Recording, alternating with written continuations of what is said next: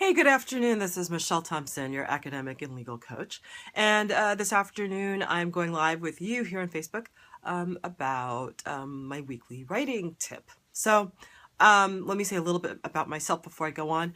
I worked as a lawyer, and now as an academic and legal coach, I also teach part-time. And this has all involved a lot of writing. It's something I do constantly. I'm trying to get things published, just like many of you are. And it takes, it takes the time and the discipline to do that. So this is pretty much everything I've learned. When I do these tips, it's everything I've learned about writing for many, many, many years. Do you feel like you're trying to get somewhere with your writing and it just doesn't go quickly? These little tidbits that I give you can actually help you get unstuck if you can figure out the right problem point. You're not alone. Sometimes you're not addressing the right problem, and we want to help you solve the challenges that you have with writing. So last week, I just finished a series about editing, and you can go back and you can find those videos right here on my Facebook page. If you look under videos, they're right there. So you can go ahead and check out how to edit, and I'm going to go back to the problem about writing.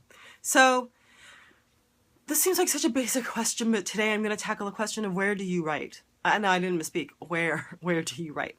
And I ask that question because where you write can be a bit like mood music, right? Sometimes you want to clean, and cleaning takes that, loud, energetic music.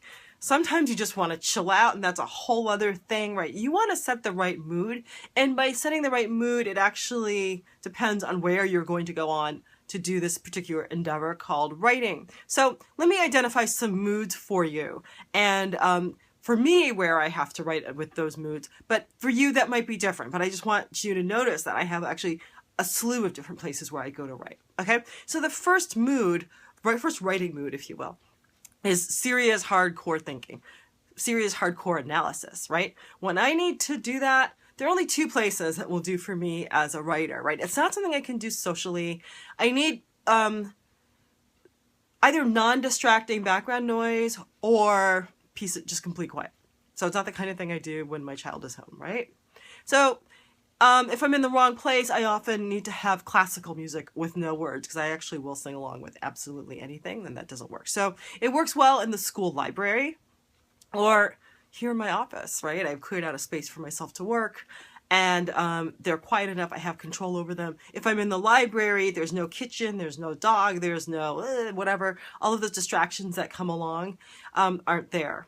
If I'm at home, I don't have to worry about if I get up to the bathroom and leave my laptop. No one's going to steal it, right? But those are two places where they're quiet enough, they're still enough, and I can set what I need so that I can do the work that I need to do writing, right? I can dress so it's not too hot or too cold. I can put on layers. You get the point. But they're environments that control the things that need to be controlled and allow me to handle what needs to be handled, right? So that's really serious hardcore writing. Sometimes you want to be focused, but it's not such heavy work. It's lighter work when you're writing, right? And for me, that kind of work could happen in a restaurant, right? I could easily have a meal and do some of that work. Sometimes it can happen at a coffee shop, sometimes at home. And all I need is a really good, comfortable seat. But I would argue you actually need a good, comfortable seat anywhere you go, right? I'm likely to tune things out that are too distracting, again, with music. And no matter where I write, there's no radio and no video, because I cannot access my thought with human beings talking or doing things on a screen in front of me. So that's that particular mood. If the mood is focused, but some stimulation is needed, this is actually where I am when I'm doing a lot of editing. There are locales that I can go to for that. Coffee shops are fantastic, right? They're completely different from where I normally do my work. And it's okay if music's a little more charging and a little more distracting. That will work. And I won't nod off. And if I absolutely have to tune out the environment, I can do that, right? So to keep yourself working on a project, you actually have to consider where you're going to write, because if you write in the same place and beat a dead horse, you're not going to want to go back there and do it. And we don't want that to be with you. Never ever write in bed. You don't want to confuse where you go to sleep with where you work. for obvious reasons. You don't want to fall asleep when you write. Other than you're not very productive then, are you? Right?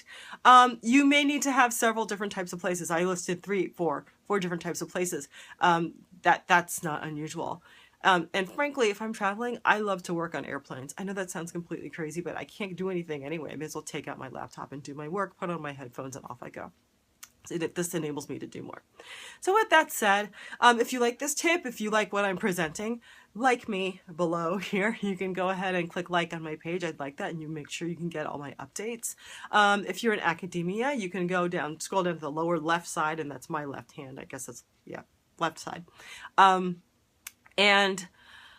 Click on my newsletter, and you'll get my monthly updates. And this particular summer, I'm going to check in with people on writing, on making sure you get enough self-care, and planning for the semester ahead. Those are going to be the next 3 newsletters. So please join me so you can actually have a part of that.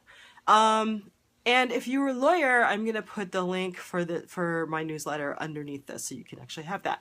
If you're a lawyer also, I'm opening up Tribe of Legal Warriors, the Tribe of Legal Warriors. And if you're a woman who practices law, I don't care if you're in private practice, if you have your own firm, if you work in government, if you work in a nonprofit, whatever. I want to pull women together to get to look at the challenges and the successes they have, to set goals, and to try to use this community to meet their goals, both personally and professionally. So don't forget about that. And if you're a New Yorker, I host meetups for academic writers and for adjunct writers. Go ahead to the meetup website and check those out. I think that's it. Have a great weekend.